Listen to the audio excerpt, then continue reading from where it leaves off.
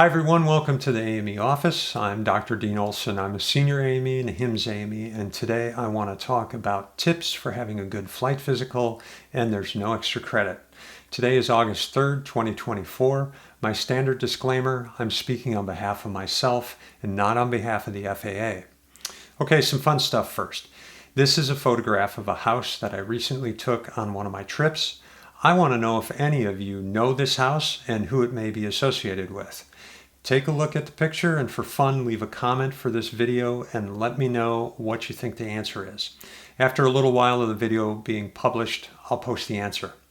All right, there's no extra credit. What do I mean by this? This is an exam where you can't do better than passing.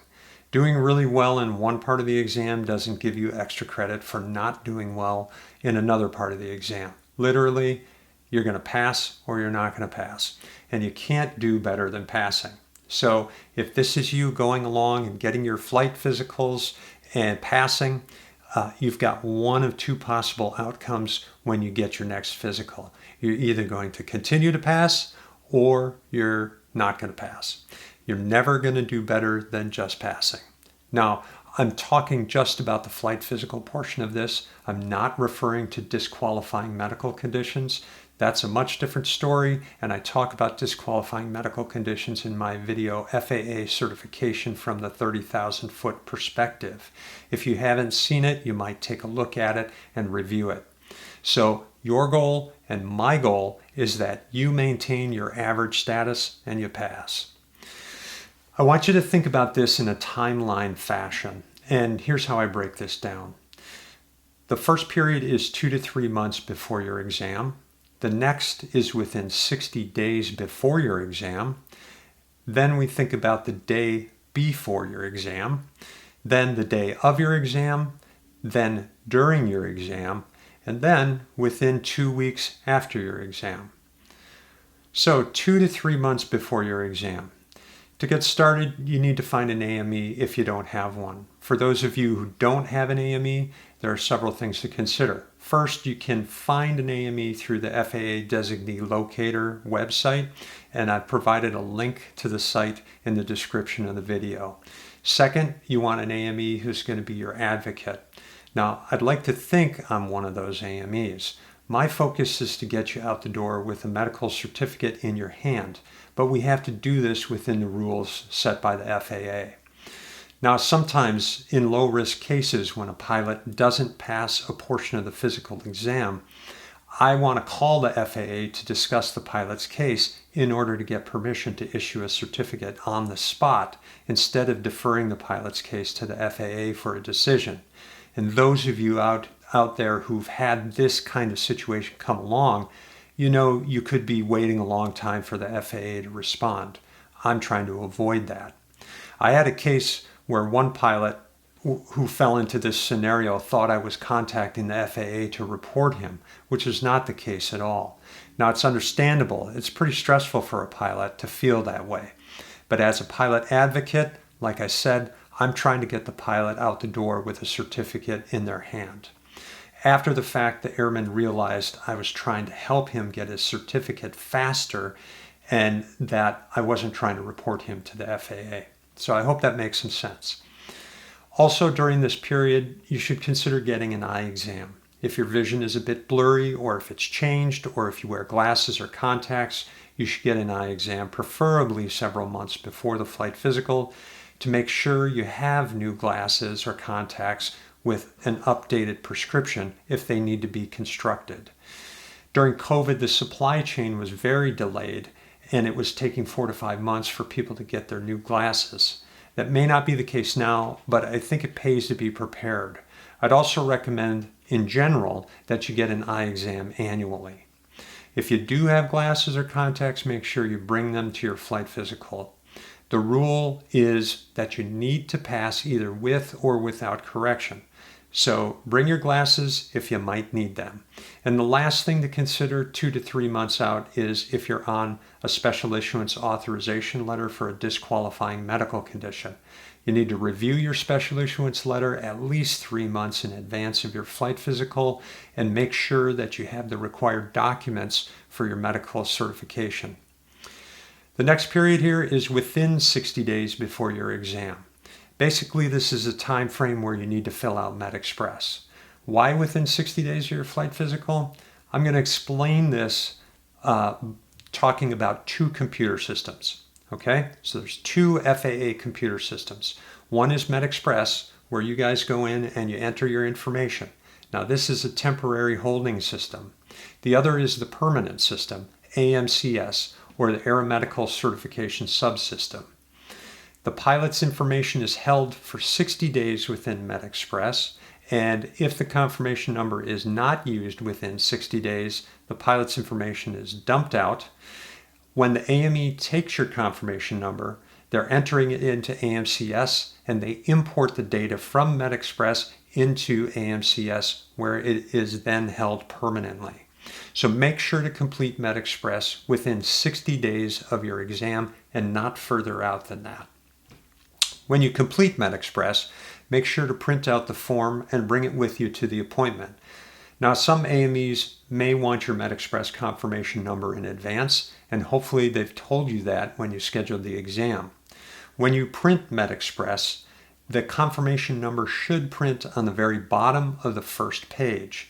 Now, some printers may cut off the bottom of the page and the number may not make it onto that page. So in case that happens, make sure that you write it down or take a photo so that you can give it to your AME. The next period here is the day before your exam. Think about your blood pressure. You're going to want to avoid salty foods, especially if you're 50 years old or older. In my experience, blood pressure can be affected by up to 10 to 15 points based on salt consumption. You have to be aware that processed foods can contain very high levels of sodium, so you have to know what you're putting into your system. Next, we need to think about your kidneys and your urine test. You want to avoid elevated protein levels in your blood. Now, you normally have a normal amount of protein in your blood, and your kidneys will generally keep protein from entering your urine. You can think about this kind of like a dam. If the water level's too high, it's going to spill over the dam. So if your blood protein levels get too high, it can spill into your urine and flag positive during your exam. So how do you avoid high protein levels? First, don't eat high protein meals the day before your flight physical or the morning of your flight physical. Once you eat it, it's going to make its way into your blood, and it's possibly going to stay there until it's eventually filtered out, and that may not be before you have your flight physical. Second, don't engage in heavy exercise the day before or the day of your flight physical. Muscles can release protein into your blood when they undergo heavy exercise. I've had this happen several times during a flight physical. And third, this may sound a little bit funny, but don't have intercourse just prior to your flight physical. Sperm is a protein, and as evidenced in my flight medicine clinic, the test will flag positive. That pilot was a bit shy to tell me about his earlier endeavors, but because of his candidness, we retested the next day and he passed the physical. Okay, the next period is the day of your exam. Again, considering your blood pressure reading, avoid caffeine the morning of your exam, especially if you're 50 or older. I have a video on blood pressure if you have questions about this. Take a look at it. Younger pilots, don't drink Monster drinks or energy drinks the morning of your flight physical for the same reason. It doesn't matter how old you are. If you drink enough caffeine, your blood pressure will be elevated. The next thing, bring your MedExpress form with you to the appointment. I like to review the form in advance of entering the confirmation number because if there's anything that may be an issue, I want to discuss it with the pilot before I enter the confirmation number. You got to remember, once the confirmation number is entered and the information is imported, the information becomes permanent in the AMCS computer system. Plus, once the number is entered, a 2-week clock is started. And I'd prefer not to start that 2-week clock if there's an issue. And I'll talk more regarding the 2-week clock in just a bit. If this is your first visit with a new AME, make sure you bring a state ID, pilot's license or passport, or some form of official ID. And you probably should bring your prior medical certificate in case the AME wants to review it. If you have a khaki condition, you're going to want to bring along your related documentation, so a detailed clinical progress note or a worksheet. If you're not familiar with khaki conditions or the detailed clinical progress note, check out my videos on those items. If you're on special issuance, bring your special issuance authorization letter and any additional medical documentation that you may need.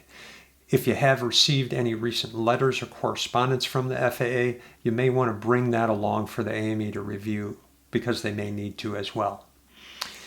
I would also recommend showing up at least 15 minutes early in order to try to relax. You definitely want to reduce your stress, so you don't want to be late, and especially if traffic was heavy, you want some time to decompress before your flight physical. As stated before, bring your glasses if you need them or wear your contact lenses. Make sure that you show up hydrated in order to provide a urine sample. If your tank is full and topped off when you arrive, don't just sit there and tolerate it with your eyes floating. Make sure the AME or the office staff know that you're more than ready to go. Okay, the next period of time here is during your exam. Remain calm. Realize that the vast majority of pilots pass their physicals. A video I have on fear of losing your medical is a great video to review. There's a lot of data in there about people losing their medical or not. And just take a look at it and see what kind of information is in there. Hopefully it can give you a sense of ease. If you get nervous when your blood pressure is taken, take slow, deep breaths while the blood pressure reading is going on, and do your best to relax. Don't tense up or hold your breath, because that's going to cause your blood pressure to go higher. This includes tensing your abdomen, your chest, your legs, your arms. You just want all your muscles to be loose and relaxed, and take big, slow, deep breaths. Realize that you don't have to be perfect. You just have to pass, especially during your eye exam. When you're doing your eye test for visual acuity, which is your near, intermediate, and far vision, there are limits that you have to reach and be below in order to pass. Now, some of you guys out there are pretty competitive, and you're trying to get as low as you can on the chart. Now, I think that's fine, but just realize there's no extra credit. And we aren't doing this to test to find your best visual acuity. You just need to pass. The last period to talk about here is within 2 weeks after your exam. So what do I mean within 2 weeks after your exam? Okay, there are some situations where you may not immediately pass a portion of the flight physical. In some of these situations, the AME still may be able to issue a certificate if you can prove that whatever you may have not passed during the flight physical is actually okay. An example of this would be your blood pressure. If it's too high, the next step is to get 3 additional readings over a 7-day period. And if those readings are within FAA limits and your doctor doesn't put you on a new medication for your blood pressure, you would pass your flight physical and the AME is able to still issue a certificate. But the timeline for the AME having to submit the application with or without issuing a certificate to the pilot is 2 weeks. If they don't submit within the 2-week deadline, they get in trouble with the FAA. So if you don't pass the flight physical and the AME asks for additional information so that they could possibly issue a certificate, you have 2 weeks to produce it. You also need to realize that day 1 is the day of your flight physical. That's how the FAA counts. So if you have a flight physical on a Monday, you would think 2 weeks from then would be a Monday, but it's not. It's the prior Sunday 2 weeks out. So just realize day 1 of the 2-week count is the day of your flight physical. Well, that's it for tips for having a good flight physical. Thanks for watching. If you would like to, please subscribe and make sure to share this channel with your fellow pilots so they can join the conversation. If you have suggestions for a topic of discussion, or if you would like to answer the photo question, please leave a comment. Thanks, have a great day, and I'll see you next time in the AME office.